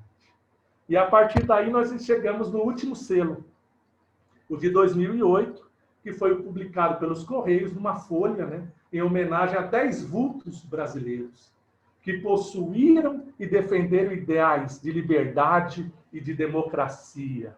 Olha o Tiradentes de novo aparecendo. Nessa série intitulada Heróis da Pátria, Heróis da Pátria, Panteão da Pátria, Tancredo Neves, livro de aço dos heróis nacionais. E lá está o Tiradentes. Na verdade, vocês estão vendo aí meia folha, tá? Para ficar mais visível o desenho dos demais. Olha lá, o Tiradentes. É o único que tem uma postura totalmente diferente. E é o único que aparece não representado, meio manchada o seu rosto. Não tem aquela nitidez como você vê, por exemplo, do Santos Dumont, do Dom Pedro, do Deodoro, do Caxias. Não é? É diferente. É uma imagem meio esbranquiçada, meio nebulosa da sua representação. E nessa emissão, por exemplo, a escolha dos heróis laureados pelo governo, ele foi inspirada para fazer esse selo nesse livro de aço que vocês veem abaixo aí, desses 10 homenageados aí. E aí aparece, por exemplo, esse aqui é o livro de aço. Tá? Na sua primeira página, o primeiro herói nacional a ter o seu nome gravado no livro de aço do Panteão da Pátria é o Tiradentes. Não é à toa que no fundo deste livro de aço tem um painel enorme do Tiradentes. Painel é esse da onde eu recupero esta imagem aqui, tá? Que é onde você encontra o Tiradentes com a forca aqui, desse livro recente. Então, aí você tem a página com a inscrição do nome do Tiradentes no livro de aço, não é? E é lógico que então vem a pergunta, da onde veio este selo do Tiradentes que você vê da coleção? Ele nasce a partir da obra do artista Eduardo de Sá, que vai ser o inspirador a ele no quadro A Leitura da Sentença dos Inconfidentes, de 1921. Né? Então, o Eduardo Sá registra, neste momento na cadeia, o Tiradentes ouvindo a sentença condenatória, que comutou a pena de morte de todos os envolvidos para degredo na África, com exceção dos clérigos, né, que eles são levados para conventos lisboetas, e todos os demais participantes estão aí escutando, né, a sentença condenatória, naquele dia 19 de abril de 1792, quando Tiradentes proclama uma das frases mais famosas que lhe é atribuída, não é? Aí nos porões da cadeia velha, que é aquele que ele fala assim, se eu tivesse 10 vidas, eu as daria para os outros não serem condenados. E não foram condenados depois, eles tiveram a pena comutada. E é lógico que eu não vou entrar em detalhe dessa obra, que só ela dá um estudo interessantíssimo, mas no lado esquerdo você vê aí, parece o George Washington, né? Lendo o juiz aí, estilo americano, na verdade, estilo francês, lendo a sentença. Né? E aí que ele fala aquela famosa frase das 10 vidas. E é interessante, né, que, na verdade, ele não falou isso ao juiz, né? Como é reproduzido naquele, como é que chama? Naquele material que é distribuído junto com o selo, o texto explicativo, desculpa, o edital, consta essa informação que também está equivocada, tá? O Tiradentes, ele não disse isso na frente de todo mundo aos juízes. Essa informação, ela consta do depoimento que ele fez ao confessor, o Raimundo da Penaforte. Então, em ambas as representações, já estou fechando aqui, você verifica o Tiradentes nessa posição ereta, parece querer cantar o hino nacional que vocês estão vendo aí. Ele tem a pele clara, não é? A barba aparentemente cortada, ele não tem uma negligência visual tão característica como as anteriores, né? Como as duas anteriores, né, do momento incipiente de uma democracia, né?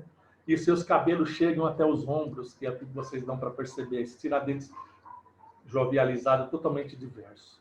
Então, o seu semblante, por exemplo, ele referencia e traz a público o espírito cívico que se espera do brasileiro. Essa é a ideia de se pensar esse selo dentro daquela série. Principalmente a se pensar que o selo, como um símbolo nacional, ele reproduz e imortaliza os heróis oficializados pelo governo brasileiro até então. 2008, esses heróis vão aparecer no Panteão da Pátria, no caso, o Tiradentes é o primeiro de todos esses heróis. Por isso que ele também é considerado o proto-mártir, o herói, o mais herói de todos os heróis brasileiros, que está em Brasília. Então, Tiradentes, ele posiciona a sua mão direita no peito, como se ele fosse cantar um hino nacional, perfilar-se para algo muito importante. Em um mausoléu, por exemplo, sem corpos, como é o caso do Panteão, Tiradentes representa o lugar desta memória. Opa. Tiradentes representa, né, o lugar desta memória, que legitima essa república, como a gente vê, o símbolo máximo da república, a Assembleia Legislativa, a Câmara, né, que, durante toda a primeira metade do século XX, foi a sede de governo, né, judiciário, legislativo, desculpa, e você tem, mesmo esse Tiradentes modernizado, aparecendo e incorporando ao seu lado a imagem célebre cuja base também tem a ver com o Agostinho. Então, a mão no peito, como vocês veem no selo aí desse cartão postal, ele aparece vislumbrando esse herói que incorporou as culpas e as dores do povo. Muita gente fala isso, né, nesse momento de revigoramento republicano, né?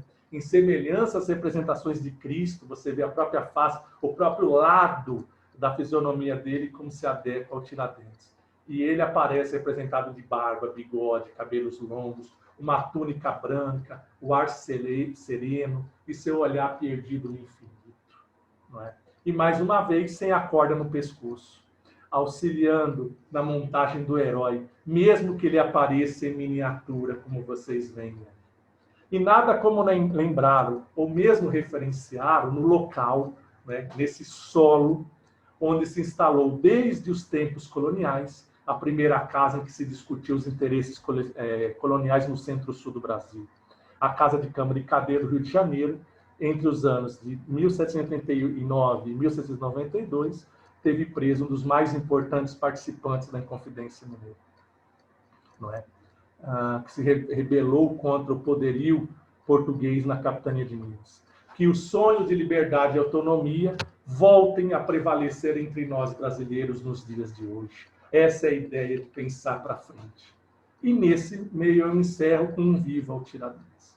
Muito obrigado pela atenção de todos e digo uma coisa importante, que toda essa pesquisa, tá, ela só é possível, ela só foi possível ser realizada graças ao apoio inconteste da Fundação de Amparo à Pesquisa do Estado de São Paulo, a FAPESP, que bancou a minha pesquisa de iniciação científica, mestrado e doutorado, e depois a minha participação em eventos, né? E acesso a livros, a biblioteca, a participação de um monte de eventos possíveis. E hoje a FAPESP, como as universidades públicas, vem sofrendo a pressão governamental que deve levá-los à ruína. Então, que se salve nesse interesse de viver o Tiradentes, de liberdade, de autonomia, não é?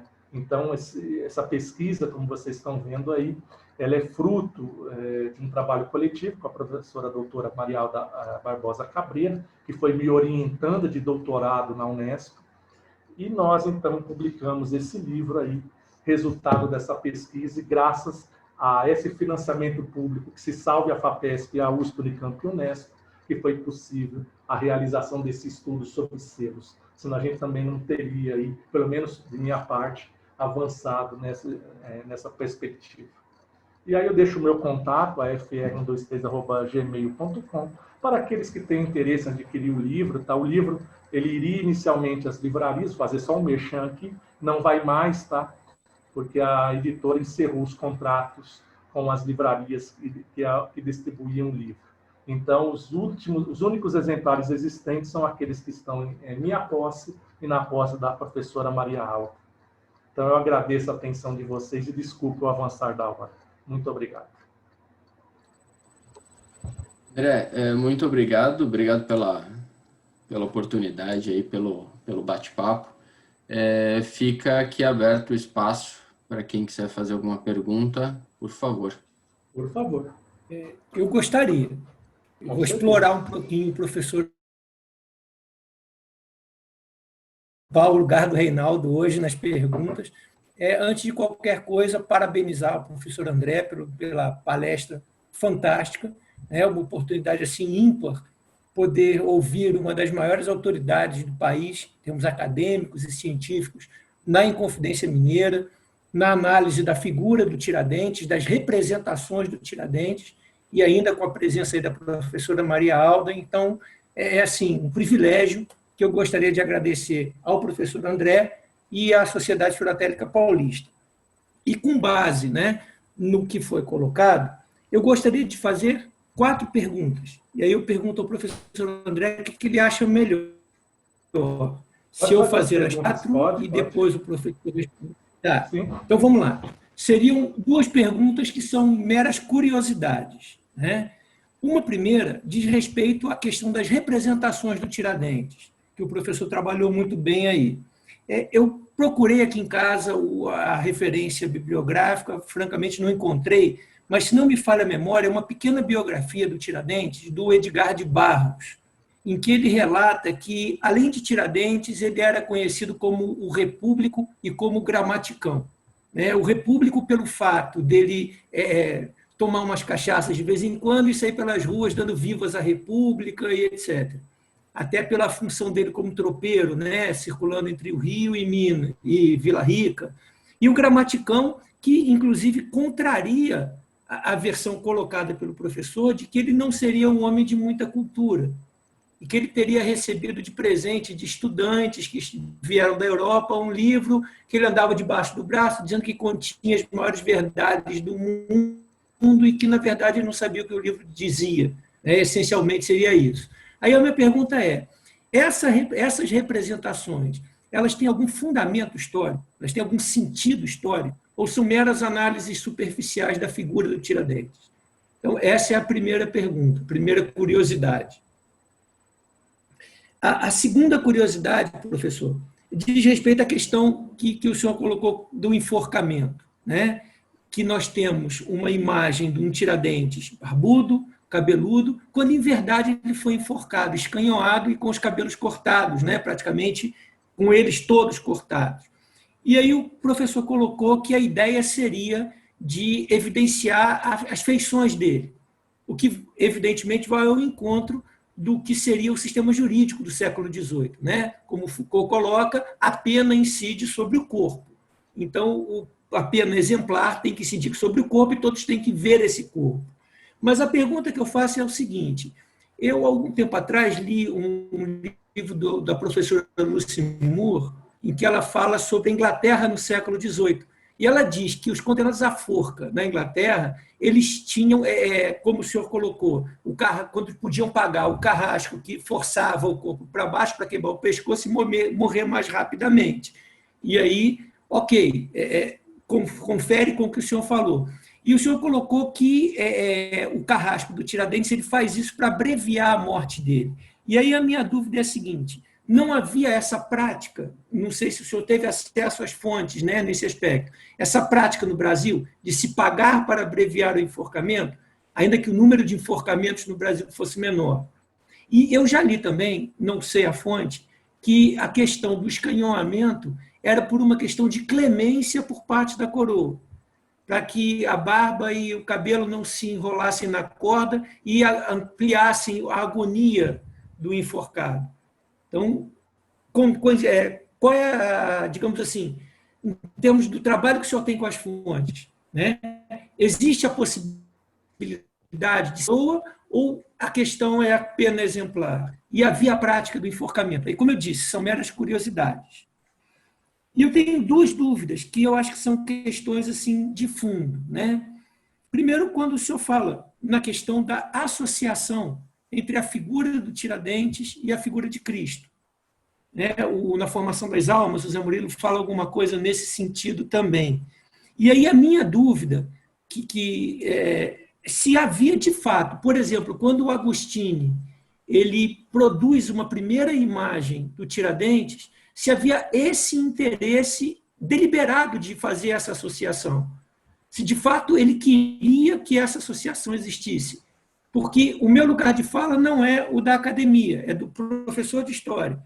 E a história escolar hoje ela vai muito nessa linha do Zé Murilo, de uma intenção deliberada do governo republicano em associar a imagem do Tiradentes à imagem de Cristo.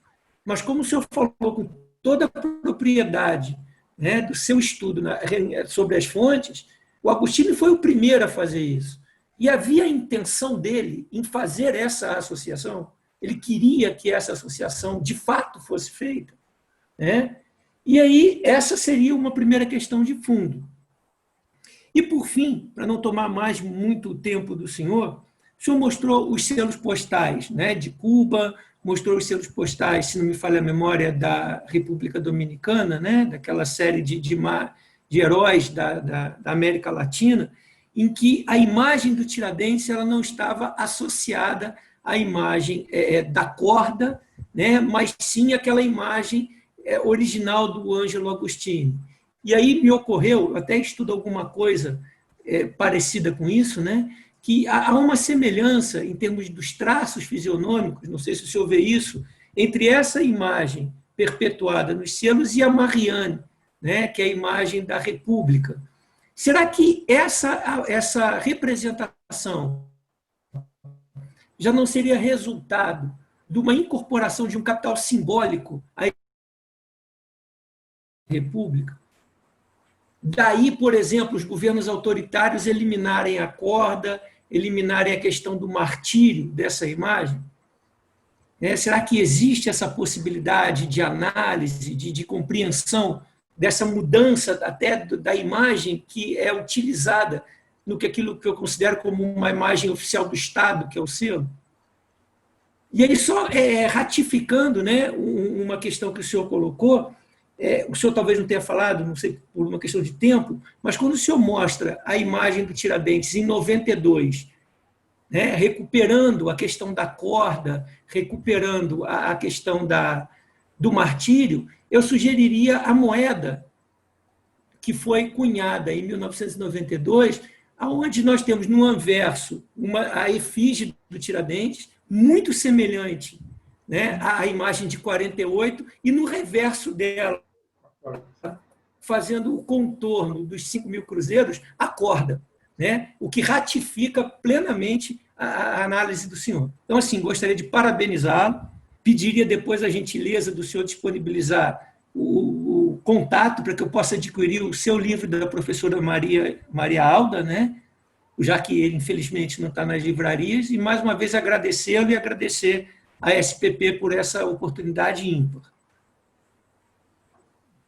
Eu agradeço, Luciano, foi um prazer, gostei muito dos seus comentários. Bom, eu vou fazer o contrário, eu vou começar logo de cara com as perguntas mais... Não, eu vou fazer o contrário, eu vou começar pelas mais fáceis mesmo, eu ia começar logo de cara pela essa final, que eu acho que ela é mais interessante, mas eu vou responder as duas curiosidades iniciais, como você apontou, que vai ser mais rápido, depois a gente pode discutir um pouco mais as duas de fundo aí. A representação do Tiradentes, por exemplo. É lógico que eu, nessa 1h30, 1h20 que eu falei, eu tive que ser muito sintético. É lógico que os estudos são muito maiores. Por exemplo, eu mostrei aqui, acho que 40 reproduções, sendo que dessas 40, basicamente, acho que 8, 9 são individualizados. O resto é tudo uma consequência da outra, né? Eu tenho, por exemplo, no livro, mais de 160 imagens analisadas. Então, você já imagina o escopo da pesquisa como é muito maior, né?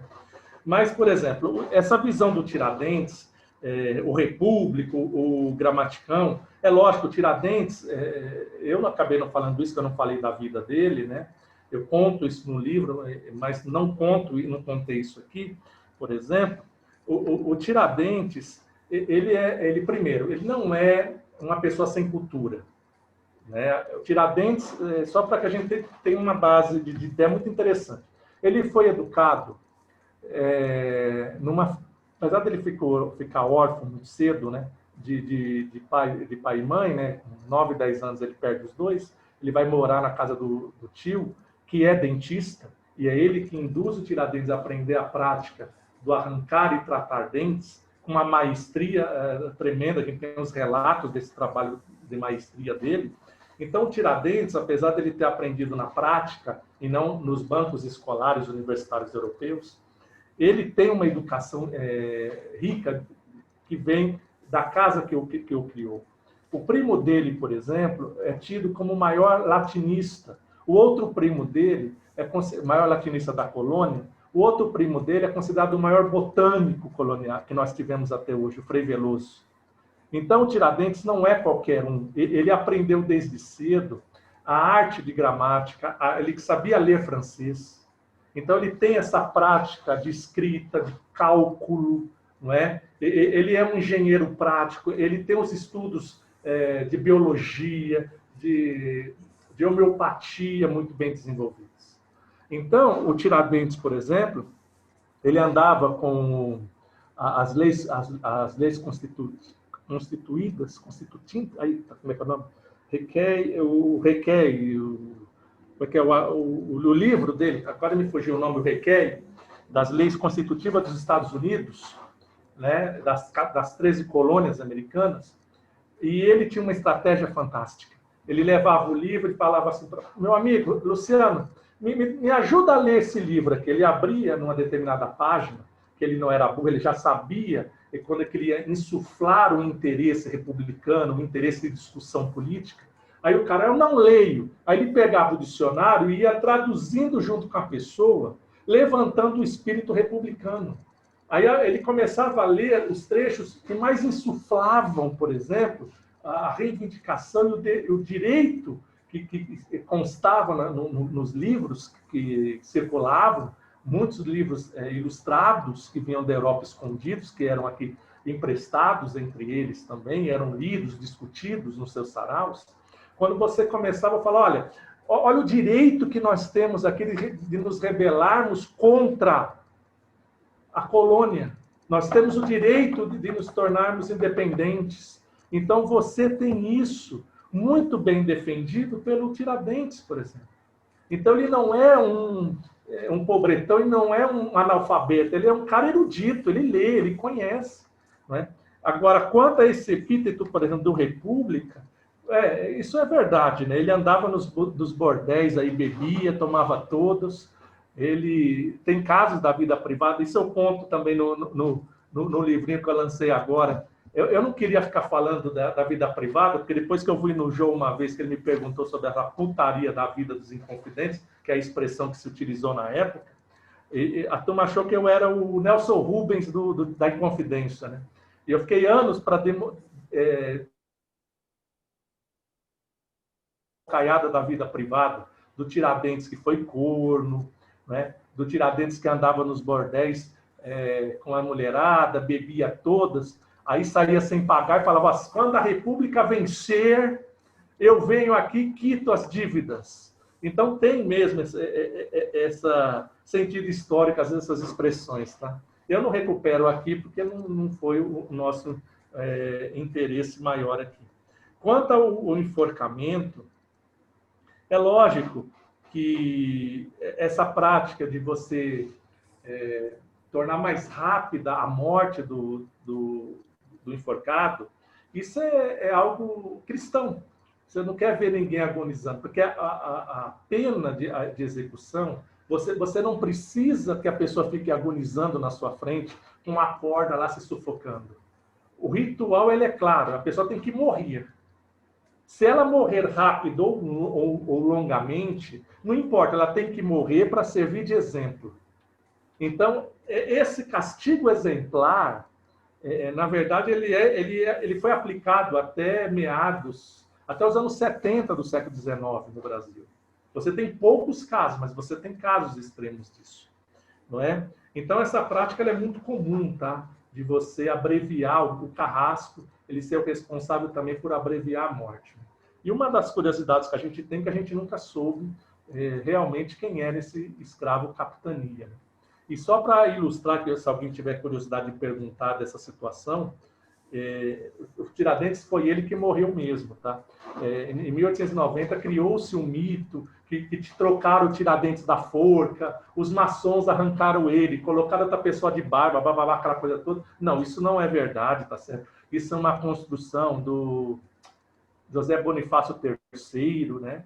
Da família do José Aires Gomes, que é esse personagem que vai sair agora, o livro que eu estou finalizando a escrita dele, esse grande proprietário de terras, é a quarta geração dos Andradas em Minas. Então, isso não existe. Foi ele mesmo que morreu e teve a morte abreviada mesmo, para dar uma questão mais religiosa. Assim, por favor, abrevia a morte e acabou o ritual, é esse, pronto, final. Até porque isso acontece, você fala, mas por que não tem imagem sobre esse enforcamento, sobre ele? Porque o Tiradentes, na verdade, ele não era uma pessoa importante. Porque se ele fosse uma pessoa importante para a sociedade do Rio de Janeiro naquele momento, ele teria representações em quadro, em desenho, em pintura. Ele não era. Ele era uma pessoa comum, como qualquer outro daqueles envolvidos. Ele só foi condenado porque ele foi o único a assumir o crime. E a lei portuguesa ela é clara, você assumiu o crime, você é condenado à morte.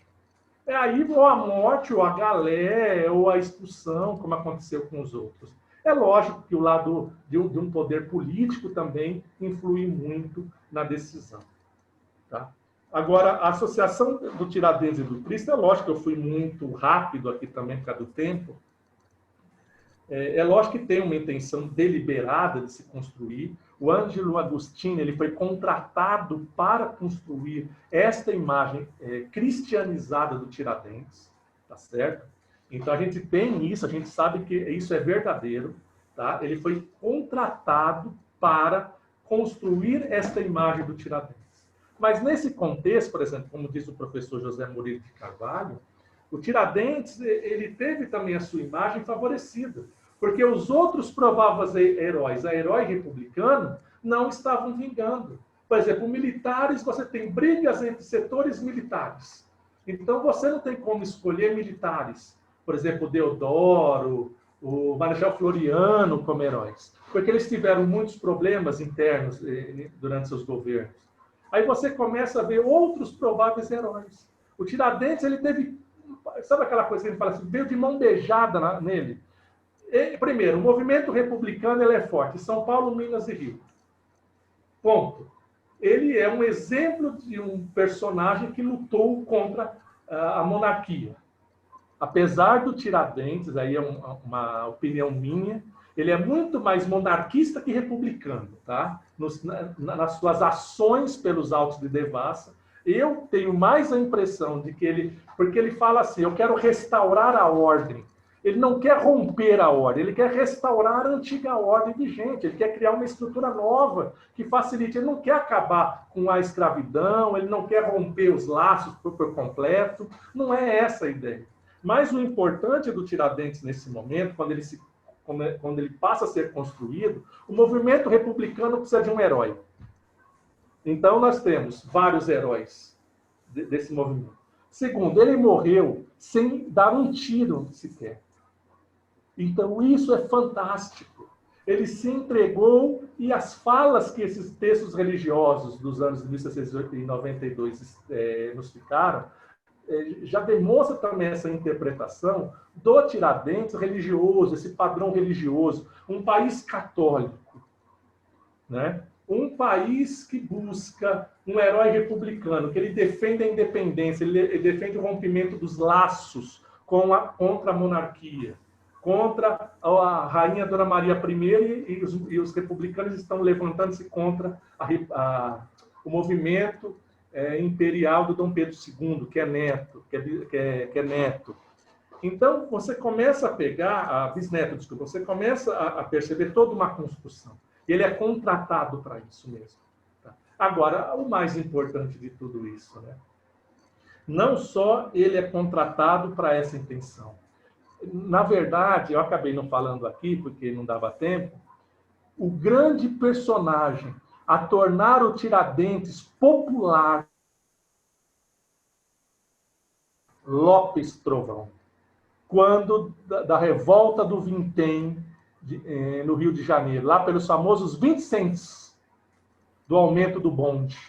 Num determinado momento, na primeira noite, quando dá a quebra-quebra, ele é o líder, ele movimenta as pessoas no Rio de Janeiro em 1779, não é? Ele faz parte do Clube Republicano de São Cristóvão e depois do Clube Republicano do Rio de Janeiro, tanto quanto o Quintino Bocaiúva, o Aristides Lobo, o Ângelo Agostini e tantos outros. Simplesmente o que ele faz? No meio do discurso popular, no Campo de Santana, e depois em frente ali onde estava o Museu Nacional, que era a sede do Império, lá na parte de baixo, ali, perto da entrada do zoológico, onde quem conhece o Rio de Janeiro vai saber onde eu estou falando ali, né? Que aí é do lado onde ficava a residência imperial e do outro lado onde é o Maracanã hoje. O Lopes Trovão levanta-se para uma população e fala, olha, nós temos que agir como Tiradentes, que lutou contra isso e começou a utilizar o nome do Tiradentes como exemplo de luta, de busca de ideais republicanos, de liberdade, de contestação à ordem vigente. Nos dias seguintes, a imprensa começa a procurar para saber quem era esse personagem Tiradentes. É aí que, na sequência, começam a aparecer editoriais e textos nessas revistas ilustradas ao longo dos próximos meses. Entre eles, uma das que mais utilizou textos explicativos de quem era o Tiradentes, o Ângelo Agostinho. Mas até aí não tem a fisionomia do Tiradentes. São imagens coletivas abstratas. Ou seja, a forca, Minas, coisas assim. E, de repente, ele é contratado por esses republicanos do Clube São Cristóvão para desenhar essa imagem. Então, isso foi mesmo manipulado, foi muito bem pensado. Tá? Quanto aos selos, claro, né? Por ser um personagem republicano e o símbolo republicano ser a Marianne, que é a mulher francesa, a prostituta francesa que serviu de modelo, todo um capital simbólico mesmo associado à República vai aparecer. Então, por exemplo, já em 1893, alguns periódicos ilustrados, entre eles o do Agostinho, que aí você tem mais imagens que eu não trouxe aqui, porque não cabe ilustrar, não dava tempo de ilustrar aqui, você tem o rosto do Tiradentes do Agostinho e, no fundo, a Marianne, por exemplo, para mostrar a República e o ideal inicial de República, nascida lá nos tempos de colônia, com o Tiradentes. Então, você tem várias imagens ilustradas em periódicos, como o Mequetrefe, por exemplo, aqui em São Paulo, do Araújo Guerra, a Plateia, que está saindo um artigo sobre uma imagem inédita do Tiradentes agora, na revista de Londrina, agora em novembro, que eu analisei isso. Então, tudo isso vai trazer essa simbologia republicana, Tiradentes, Marianne. E é lógico que eu também não coloquei aqui a moeda, por exemplo, as imagens vão ser basicamente semelhantes aos selos e em mesmo uso. Quando você põe a forca aparece no desenho, no dinheiro. Quando você tira a forca do dinheiro, a do selo também tira, né? Isso é importante, né? Eu acabei não reproduzindo o dinheiro aqui, porque também não tem condições. Tanto que hoje, por exemplo, só para a gente fechar essa discussão da moeda aqui como exemplo, veja a moeda comum de circulação hoje, que é de 5 centavos de real. É o Tiradentes do Agostinho. Quer dizer, nós estamos num momento de pacificidade perfeito. Tanto contra essa construção republicana que nós estamos em 89. O real recupera essa construção pacifista, humilde do Tiradentes, sem pensar nesse momento de contestação. Gente, como a gente só tem aí mais 4 minutinhos, alguém tem mais algum comentário? O Miguel também está com o microfone aberto. Se alguém tiver mais uma perguntinha rápida, só para a gente poder encerrar. Olha, e eu vou fazer o seguinte, quem só tiver parabenizar de falar comigo também, tem meu e-mail, afr123@gmail.com, ou pegar o meu contato comigo e a gente pode conversar também, não tem problema. Sim. Quem quiser, eu passo o contato sem problema. Parabéns, André. A filatelia tem esse poder de, através de um papelzinho, ilustrar muita coisa. E você acabou dando uma luz maior ainda sobre esse personagem, se utilizando do selo postal. Parabéns. Eu só queria deixar uma perguntinha, assim, eu sei deixar no ar, porque eu sei que não vai dar tempo de responder. Parabéns, André. Maravilhosa a exposição. Mas a gente teve, não sei se você sabe, uma série de alegorias republicanas lançada em 1908, de personagens que participaram da Vandencoke e assim por diante, Aristides Lobo, e um dos personagens é Cabral. Eu acho que encaixaria no Cabral justamente o Tiradentes. Por que, ou seja, tiveram oportunidade de usar o Tiradentes antes e não usaram? Qual a explicação que você teria para isso? Eu sei que é uma resposta que não vai dar para ser agora, mas deixo no ar assim.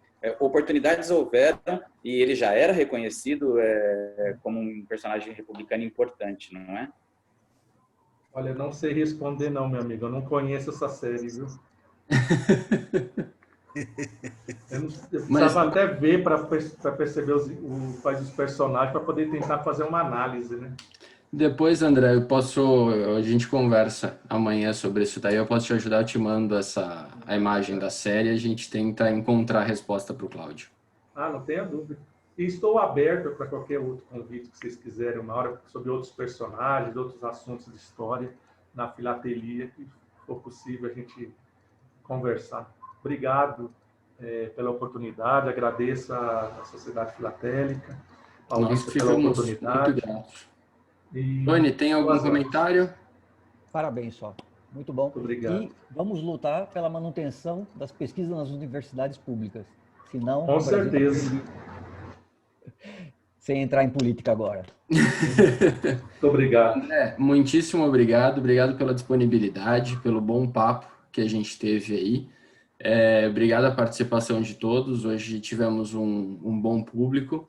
E fica aqui o convite para a próxima segunda-feira, dia 5 de outubro, também às 8 horas. A gente vai ter o Reinaldo Macedo falando sobre Brasília, sonho e realidade. Falando um pouquinho sobre a história, o desenvolvimento da capital, a mudança da capital para Brasília e toda a história que vem junto ali, que é bastante rica para uma cidade tão novinha. Gente, obrigado a todos, boa semana e bom descanso. Parabéns. Obrigado. Obrigado. Um Um abraço a todos. Saúde, gente. Saúde a todos. Abraço, boa noite. Boa noite.